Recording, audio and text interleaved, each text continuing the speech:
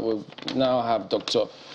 Ejike, who is a Senior Special Assistant to the Honorable Minister of the FCT on Health and Hospital Management. Is also Chairman, Management Committee, Association for the Advancement of Family Planning. Good morning. Thank you for coming on today. Good morning, Timberlake. You know, we've just been highlighting some of the developments playing out in society. Now going through another phase of leadership recruitment process, and tendency is there for people to be carried away by the politicking, the facade, the glamour of all of these things and the razzmatazz, if you will. But there are intangibles, the critical issues that we should raise of these people who want to lead this country. You know, if you look at some of the figures out there, the fertility rates, you look at the economy, you look at population, there are certain issues. I mean, this morning we also highlighted how a group of young people mobbed certain things. So the signs and things are there. So if you could just talk us through some of your impression as to what do you think are of utmost importance that we need to keep our eye on, focus on, drum it into the ears for politicians or would-be leaders, how very important they need to address some of these issues. Yeah. Thank you very much. It's important. I'm so glad that you're raising this issue at this point in time in our lives.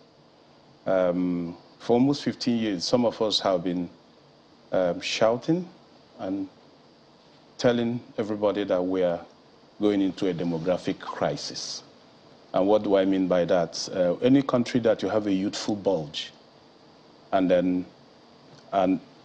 is no, and the growth rate of that country is less than the annual population growth rate, there is always a problem. And that's what yields the youthful bulge. In a place like Nigeria, 72% of our population is under the age of 30. So we have a very high level of dependency. Up to 87.5% of the population is dependent on the 13% that is left. And then when you have that, that means you now have an army of youth. Youthful exuberance will take over, aspirations, failed aspirations, not properly educated, and then what will mean that most of them will be unemployed. So you have an angry army of youths.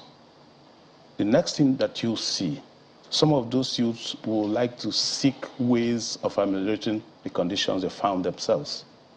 So what will they do? Some will start leaving the country. The first thing that you see is immigration of very skilled professionals, which we call global citizens. They can fit in anywhere in the world, get a job, and take care of themselves and their families. So they start leaving. My class of 80, medicine, 75% of my classmates are outside this country as we speak. And then the second thing that you see is, or the third thing you see is when nationals start killing nationals. Because there's an army of young people mischief makers can recruit. Kidnappers, armed robbers, bandits, they have a veritable size of people to recruit. So when you see all these things, you need to make sure that you focus on transiting that your population from that crisis to a dividend level population. And it's not a knee-jerk approach. It's a generational thing, almost 20 years of active work. And then to give you also, to underscore this immigration that I'm talking about, in 2006, I was invited, including a few country leaders in the reproductive health arena, to Norway to have a conversation with the Norwegian government, NORAD, which is their developmental organization. They wanted to see how to fund activities in issues of women's health and women's rights in Africa. When I sat down with the International Development Minister, the first question he put to me is, Dr. Ejike, how come every single day 13 commercial sex workers come into their country? Way back in 2006. And at that time, the International Office of Migration did say that 40% of all the young people who crossed from mainland Africa to Europe, 14% of them were Nigerians. When President Buhari came into power in his first term, remember he brought back plane loads of young people, about 20,000. From Libya, right? From Libya. These were army of our young people wanting to cross the tempestuous sea of the Mediterranean. The Mediterranean Sea is the second most dangerous sea on earth, and yet people cross on raft. A lot of them both capsize and they die. That will show you the desperation. But that shows also that non-skilled people are leaving the country. As well. As well. It didn't start today. For 15 years we were shouting. Now to conclude on the third part, remember that the OPC was started in the Yoruba side of our country, the southwest. That was an entity to try to protect the Yoruba nation, OPC, Oduduwa People's Congress. There was a lot of violence, followed by the restiveness in the Niger Delta. You saw kidnapping, they started with oil workers, eventually came to Nigerians. Then in the southeast, you had kidnappings. The Igbos are like locusts. Every year they migrate to the southeast for holidays and all that. For 4 years, some of us couldn't go back to the southeast. Then came the Bakassi, to an entity called Bakassi to be able to ameliorate the condition. Followed by ethno-religious crisis on the plateau. Then came Boko Haram in the northeast. Finally, we have banditry in the northwest. So it's gone full circle. You know, with all of this, you think that education plays a very vital role in some of these things. But if you look at the global trajectory, I mean, you highlighted both the skilled and how even the unskilled are all at every opportunity they've got, they want to flee. But in 10, 20 years, given the way things are moving globally now, even the skill set that people have will not be useful. Absolutely. How do we deal with that? In 2019, the president directed the National Institute of Policy and Strategic Studies, NIPS, Kuru, that they should focus on population growth challenges and human capital development. That was the first time a sitting government realized that we have a problem with population. I was invited with 3 other consultants as the lead consultant. We went there and worked with the NIPS. They came out with 14 recommendations to the president. And the 3 major ones I want to highlight is that a country like us must have a population policy. The second thing was the Federal Ministry of Health and stakeholders had already projected how much we need to spend in terms of family planning commodities to make sure that women have qualitative and right-based family planning service to be able to manage their birth rates, which is about $265 million in 4 years or 5 years. Then the next one that is also important is the future of job, which is what I have just mentioned now. Because if you do not look into the future and give skills and ability to your young people, like you said, in 20 years' time, even though they have skills, they'll be jobless. The world is moving towards AI, that's artificial intelligence, and then also Internet of Things. Mm-hmm. So we need to keep giving our children skills. And even in the healthcare sector.